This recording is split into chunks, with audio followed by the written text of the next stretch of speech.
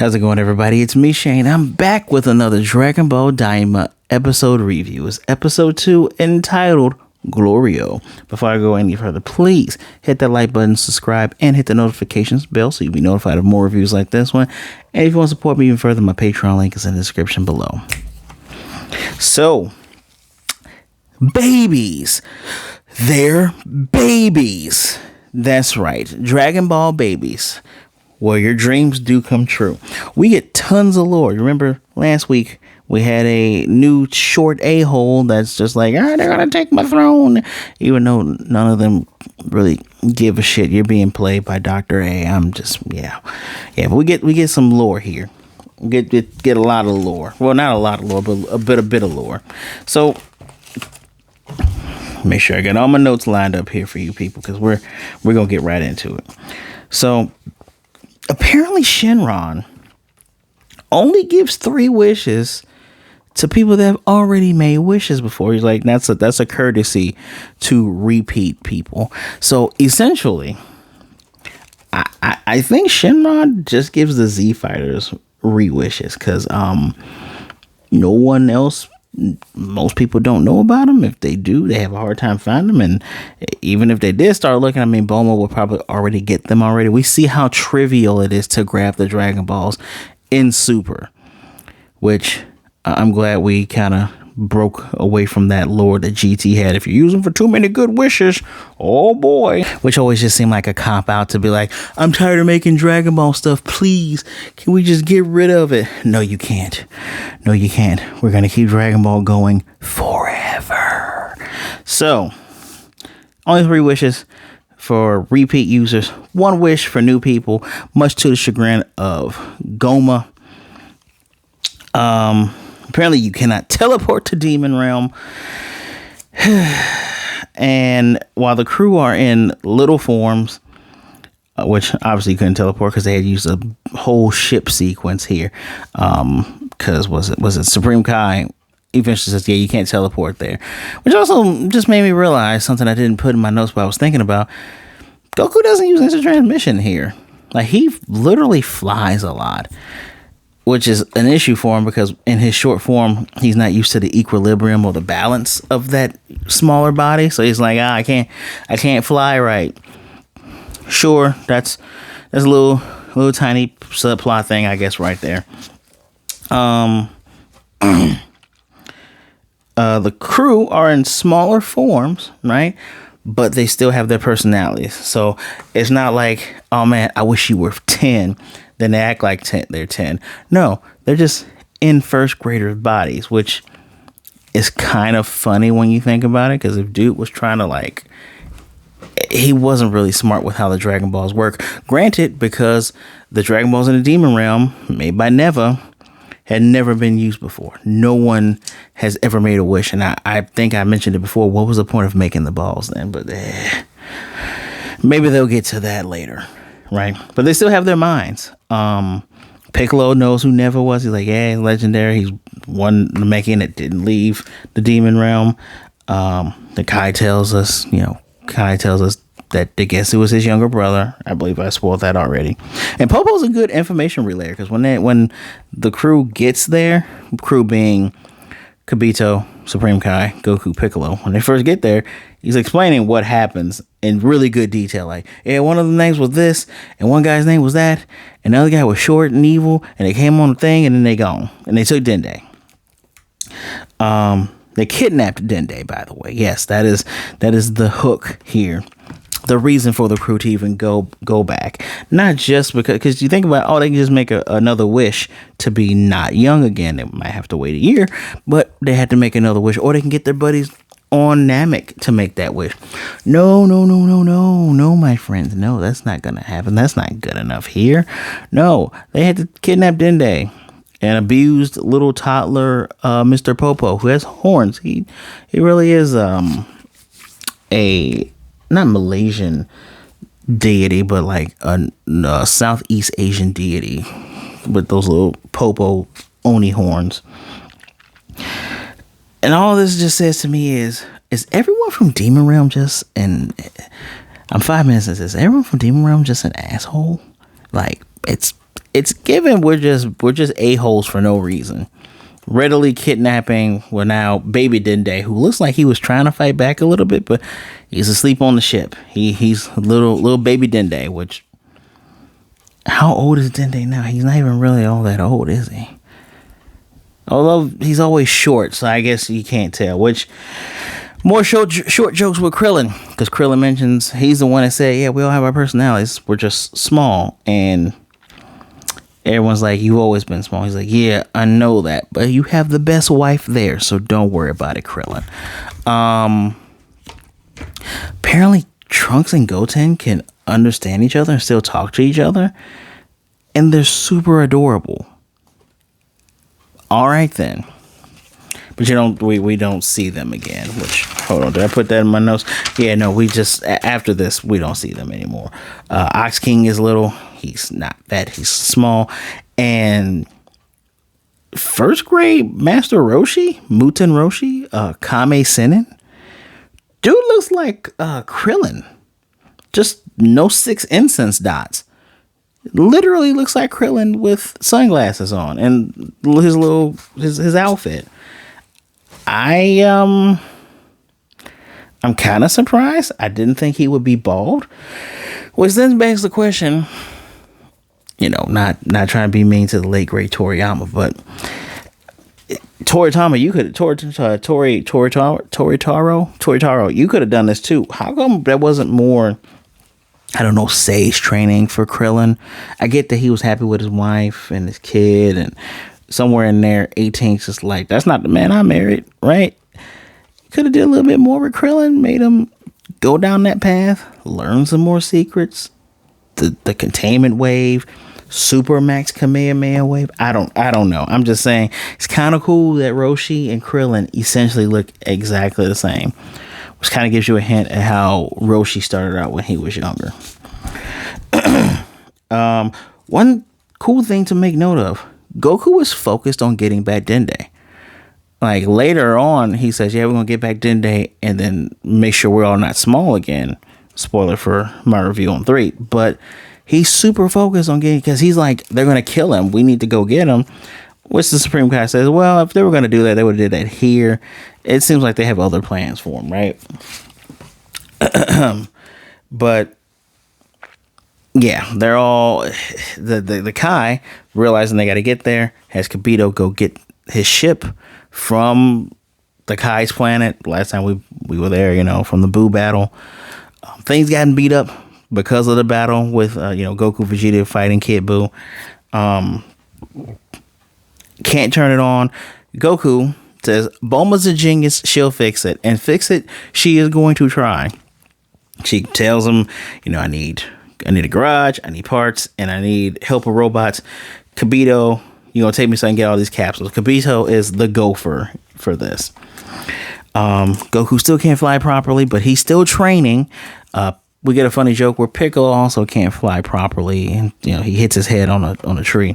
Goku's having issues with his depth perception, trying to get used to this young body. I do like how we're kind of problem solving some of the issues we got in GT, which could lead credence that this can lead into a GT like universe, possibly, where now, oh man, Goku knows how to move in this little form. Oh, that's kind of cool. And even in the intro, we do see tiny Super Saiyan Goku, tiny Super Saiyan Vegeta, and Piccolo's doing his own power up thing too. So what did we say? Bulma said it takes 10 days. 2 days later, Goku's has gotten used to it. Except for the arms, goes to retrieve the Nyoibo. Nyoibo, also known to us Westerners as the Power Pole, which should be at Korin's watchtower, but it was being looked after by Muten Roshi, who was using it as a lingerie clothes dryer. And Korin already knows what's going on, and it's a theme. It's a common theme here. I guess I can't call them Z fighters, but the crew, Dragon Ball crew, they pay attention when people aren't freaked out by the fact that they're little. It's like, Korin, you're not really surprised. Nah, I was just looking over, peeping. I saw what was going on.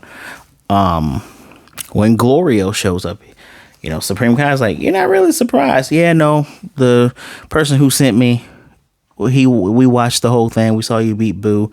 He wants you to go and beat Gomah, which tells Supreme Kai that Gomah's behind this.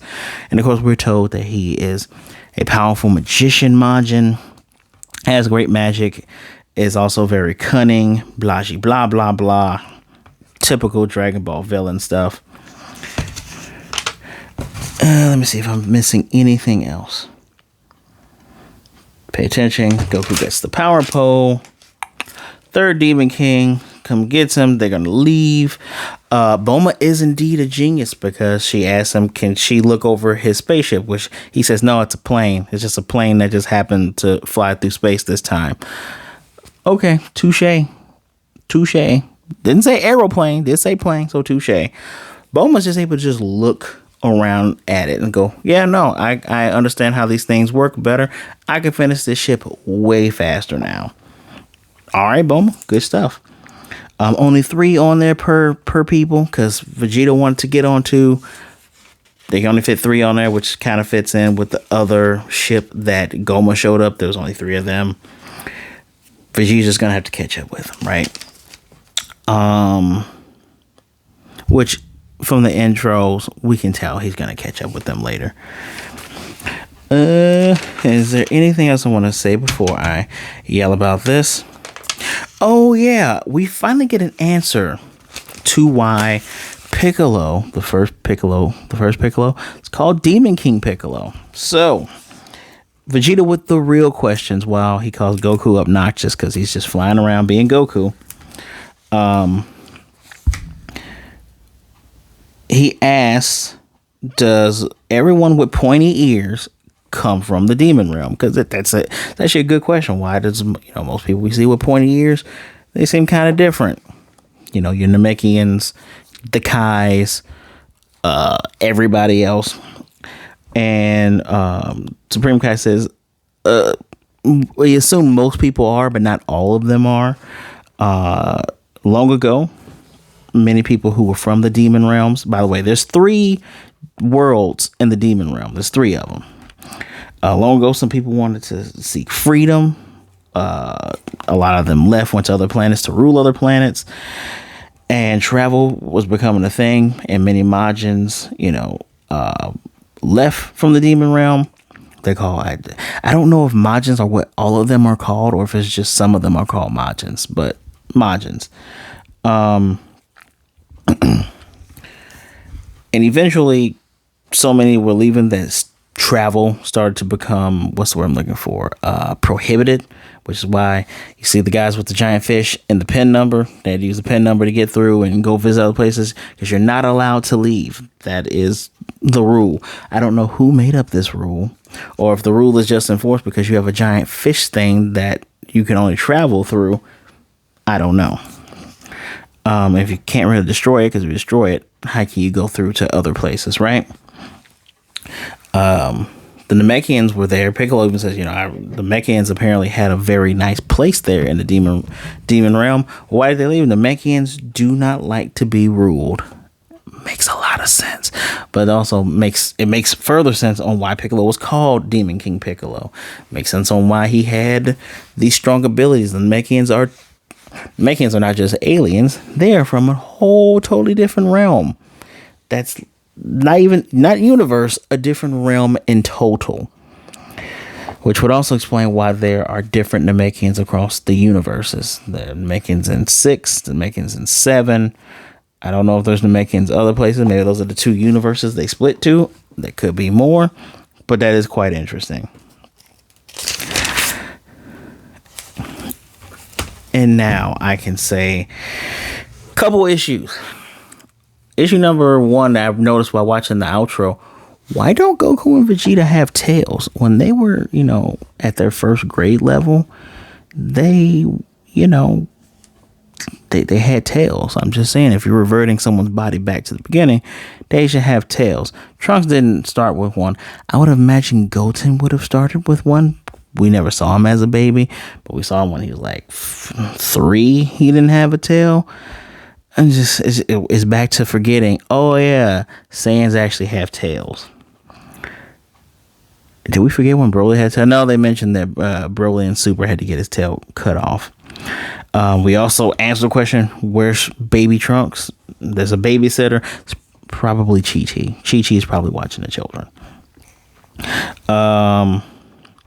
Make sure I didn't forget anything.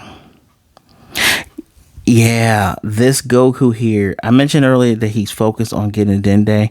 This Goku feels a little bit closer to Dragon Ball Z Goku. Just feels a little bit closer than the other ones, because he's like, hey, I don't want Dende to get killed. I'm like, okay. He may be he's still goofy because that's what Toriyama wanted this protagonist to be, but okay.